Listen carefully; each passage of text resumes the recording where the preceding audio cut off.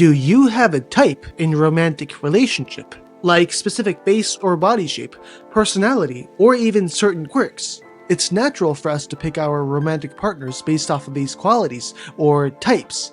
But how reliable is this method when choosing the best romantic partner? Do types actually exist in a romantic relationship?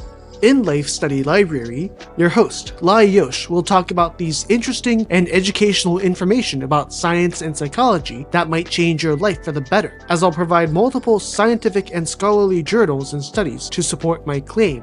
Whether you are new to this channel or have been here for a significant amount of time, if you're interested in improving your life using scientifically proven methods, please enjoy what the channel has to offer, and don't forget to like, subscribe, and share to others that this channel, this resource, exists.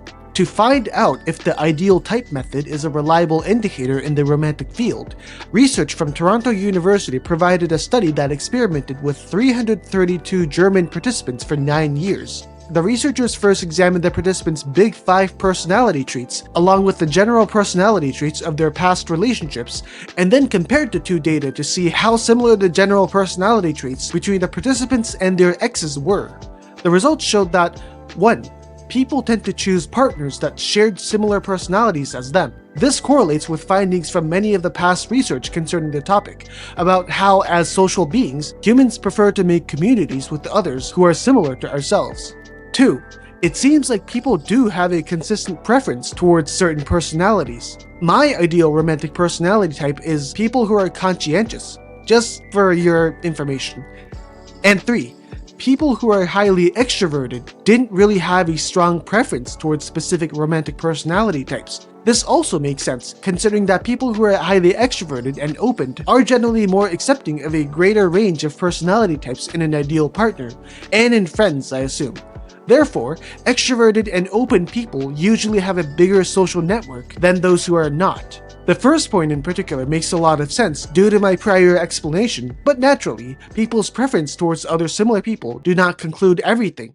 Furthermore, a study from 2017 done by researchers affiliated with the University of Texas at Austin claims that there are preferences towards specific bodily types when it comes to choosing the ideal romantic relationship, although with an asterisk, which I'll explain in the next video. For now, just understand that there are consistent preferences when it comes to ideal romantic personality or bodily type.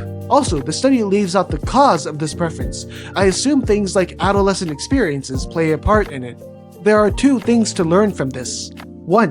When looking for a possible romantic relationship, it's smart to start by looking for similarities between you two.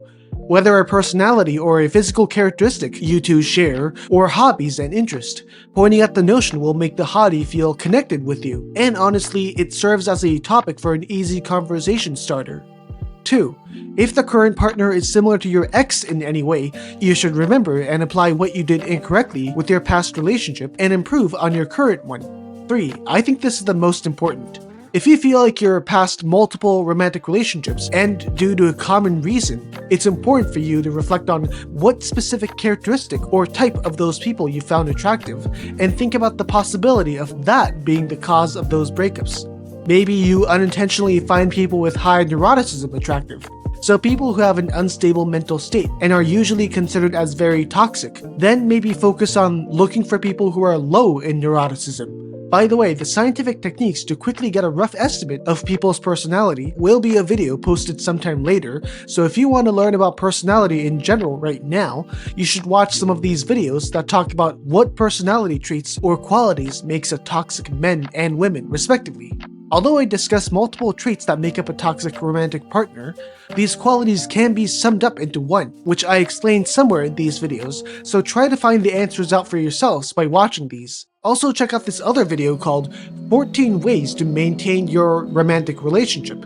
Maintaining a relationship is as important as starting one, despite many people focusing on the latter and mistaking their partner's existence for some kind of a trophy they can just display on the shelf and leave it there. The research in this video is particularly interesting because it collected over 1,100 studies from the past to figure out the answers for a healthy and stable romantic relationship. If you're interested, go check it out from the link in the description. For the book recommendation, I suggest a pretty interesting title called Don't Trust Your Gut: Using Data to Get What You Really Want in Life by Seth Stevens-Davidowitz. The materials and the learnings you can attain from this book expands beyond the romantic field, as it talks about things like successful child raising, house hunting, career, and much more. The point is that we humans, on our own, are so vulnerable to decision-making errors. Things like psychological biases, intuition, assumption. I'm sure there have been moments when you've made a mistake in decision-making due to you assuming that A equals B, but were actually wrong. Well, this book claims that these errors are best solved by relying on big data, not by your feelings. You can even call this book the most reliable self-help book in the world. The second book I want to recommend to y'all is called The Mathematics of Love, Patterns, Proofs, and the Search for the Ultimate Equation by Hannah Fry. This book is also very interesting because it claims that, just like many other things in life, romance can be categorized into patterns, and therefore many of its factors can be solved by using mathematics, from how to start one to tactics on online dating or when to decide on marriage. Through the eyes of a mathematician, the author claims that love isn't just hormones or chemistry, it's also beautifully mathematical. If you're interested, the link is in the description, so check it out. I've been Lai Yosh, and you've been watching Life Study Library.